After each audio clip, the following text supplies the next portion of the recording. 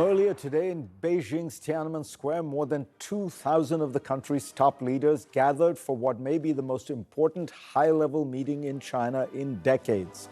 The Communist Party's 20th National Congress is expected to hand a historic third term as General Secretary to Xi Jinping, cementing his position as one of modern China's most powerful leaders after Mao and Deng Xiaoping.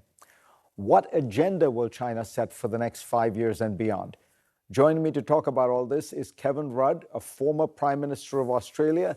He is now the President and CEO of the Asia Society, and this year released an important new book called The Avoidable War: The Dangers of a Catastrophic Conflict Between the United States and Xi Jinping's China.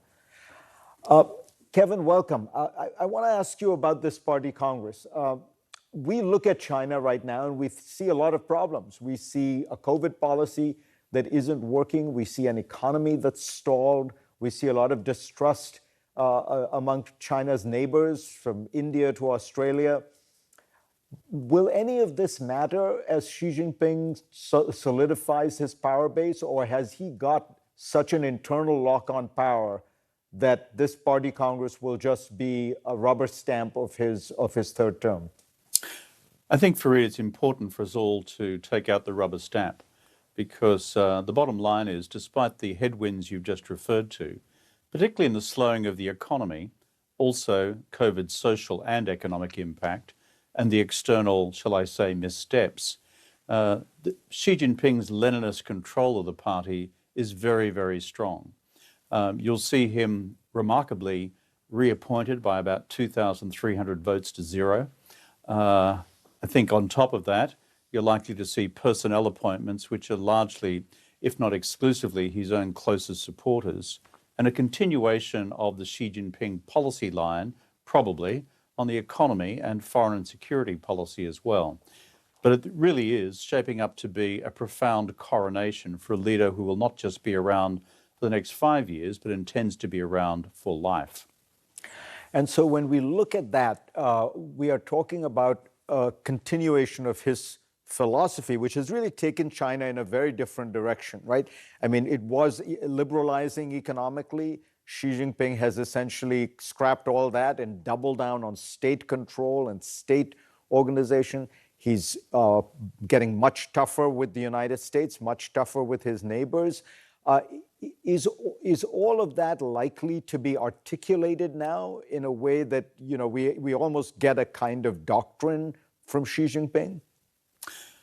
Well, Fareed, I think the important thing about this party Congress is to look carefully at Xi Jinping's work report to the party Congress. And the reason I say that is that it outlines the ideological articulation of Xi Jinping's political, economic, and international policy line. And so I think that is where the real substance of this Congress lies. What I've seen in the last several years now, Fareed, are three big changes. Xi Jinping has moved the center of gravity of the politics of China to the Leninist left, more party control over everything. He's moved also recently the center of gravity on economic policy towards the Marxist left, greater role for the state over the private sector, and at the same time moved the dial towards the nationalist right in a more assertive and foreign security policy. I see those trends on balance as likely to be continued and in some areas strengthened. And what happens with the pivotal issue of Taiwan? Because again, it seemed to me Deng Xiaoping's approach was this very long-term strategy of unification. You know, eventually, we're 1.4 billion people on one side of the Taiwan Strait. They're 22 million on the other side. You know, in the very long run, we will be unified.